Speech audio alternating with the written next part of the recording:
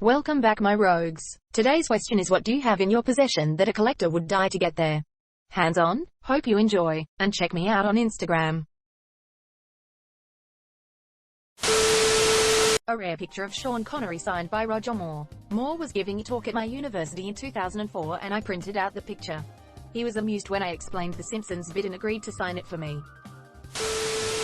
I don't know about die to get their hands on, but I have a very clean copy of the first printing of Rage by Richard Bachman, Stephen King's pseudonym. About 15 years ago, I was at a half-price bookstore, checking out the circular wire clearance rack, when I saw a very familiar book cover. I'm a big King fan and I had seen pictures of the book but never one in person. It had a 1.00 clearance sticker on the cover. I checked it multiple times and it was definitely a first printing. King's early Bachman books were originally printed in pocket paperbacks and later collected in the compilation The Bachman Books X200B. I was really excited at what I had, so I found my wife and told her we needed to check out. I put a $5 bill in my hand and went to check out separately from her. I had it in my mind that they were going to see the book for what it was, tell me it was mismarked and not let me buy it. My plan, which was probably pretty stupid, was that if that happened, I'd throw the $5 on the counter and run out the door with the book. After all, that's 5 times what it was marked X200B. When I checked out, the guy looked at the book a couple of times, looked at the price tag, and then he looked at me. He said something along the lines of, "Do you know what this is?" I said I did. He said something like, "Someone is in trouble," and then rang it up for $1 in tax and took my cash. X200B. Because the story of Rage is about a school shooting, and a copy was found in a school shooter's locker years ago. King has vowed to never have it reprinted. I have a pocket watch worth about $10,000. My great-granddad was given it by a German during the Christmas Day truce in 1914. I'd never trade it or sell it for anything. I have an English textbook from early colonial America. I've never gotten it appraised. I'll probably donate it to a museum someday. I have a 10-pound meteorite in the trunk of my car. 1916 Luger my grandfather brought back from WW2. Has most if not all original parts. Don't think it's actually worth much, but still collectible. A drawing of Peter Pan signed by Mary Martin that says, "To Mary Martin, my great-grandmother from Peter Pan." A 1925 Steinway Model B, 7 foot in pristine condition. It has a deep, rich bass and slivery, expressive trebles. The entire keyboard perfectly balanced from top to bottom. Most Redditors will think I'm lying, but here an unopened Barbie doll from 1960. I know this is lame compared to some of the answers here, but okay. An old coin from the Roman Empire. I have no idea how I got it. One day I found it in a pocket of my pajamas and that was that. I have a Monopoly Get Out of Jail Free card, signed by Captain Kangaroo. 58 Les Paul. A Blues Brothers album signed by the entire cast on top of the obvious awesomeness like John Belushi, Carrie Fisher, James Brown and Aretha Franklin. Even people that made short cameos signed it like Pee Wee Herman and Steven Spielberg. A11 Picasso piece. It's a relic card, but it's a one-off genuine Picasso. I keep it on my mantle. First appearance of Captain Marvel autographed by Stan Lee.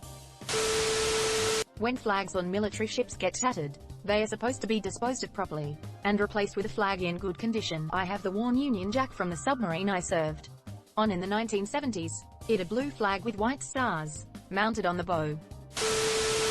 World War II era US paper currency with Hawaii imprinted across the bills. A 90-million-year-old chunk of Burmese amber with a water beetle and a gnat mosquito-type insect in it. I have a very unique lily of the valley.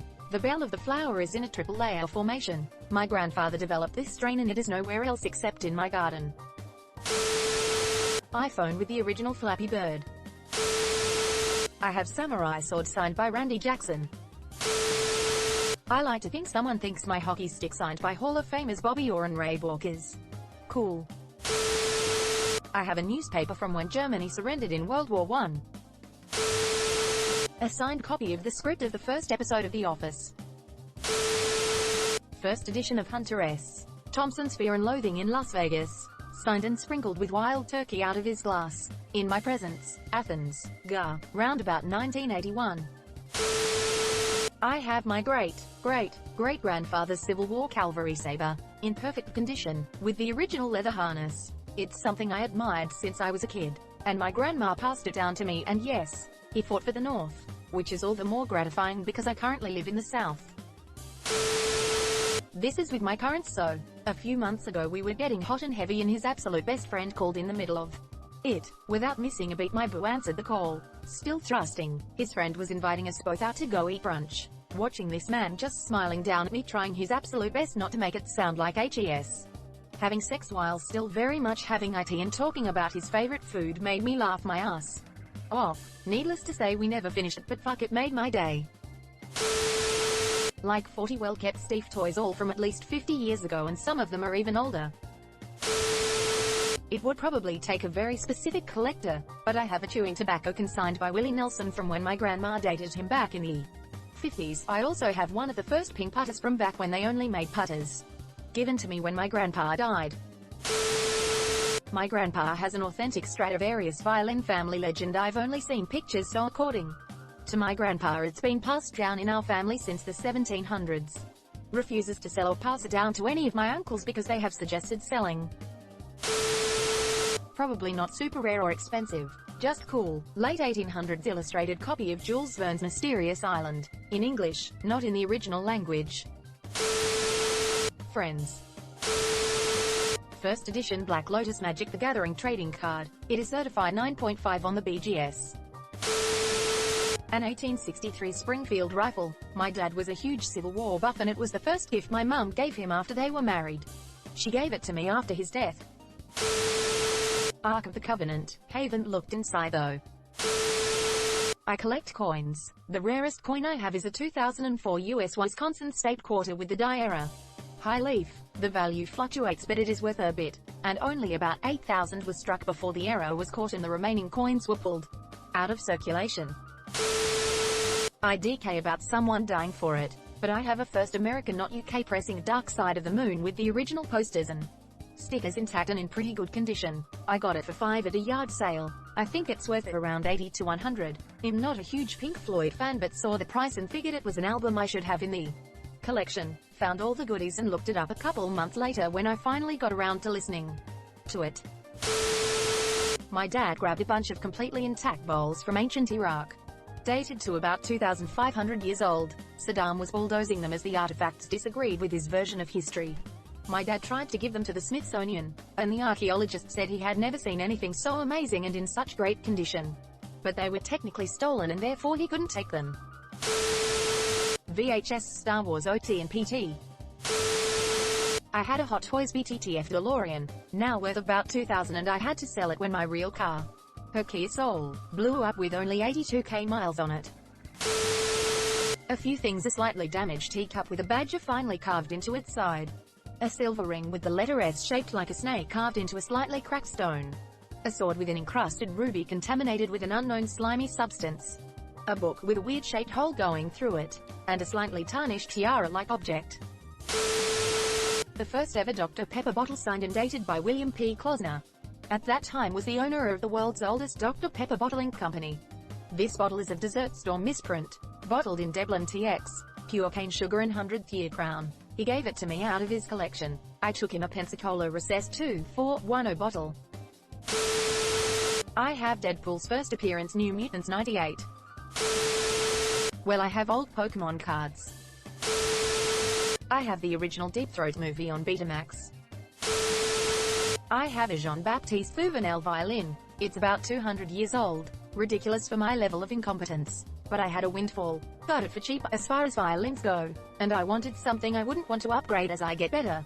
Unless I somehow get a lot better and decide I just can't live without a sell your house instrument. At least they told me it was that old, which would be a truly ridiculous price they were selling it at.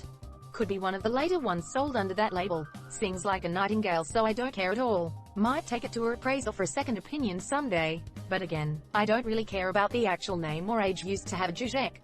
The ones that were provided to school systems like 50 years ago. It had some other guy's name written on the back of it in Sharpie. It was one hell of an upgrade. I have some extremely rare zines from the 80s that are called Lesbian Ethics. I got them for free from a book club. I learned that fewer than 1,000 copies were ever made, and the ones that I got were donated by another lesbian who found them packed away on lesbian-owned land for the past 32 years. The owner of that land had passed away, So I guess they were going through things. Found those zines, and donated them to the book club. I have a couple of zines from the first 5 volumes I think lol once I got them. I stored them away so that my family doesn't question me lol. I've already had people from the LGBT community offer me money for them. Nope. I have a portion of a Triceratops rib fossil, and my wife has a ring which John Quincy Adams gave to his wife. I have some WW2 stuff which I found using a metal detector recently. Her carbine, a 98 Kurtz, some bullet shells and some German medals. Hope you liked this video. Stay frosty my rebels.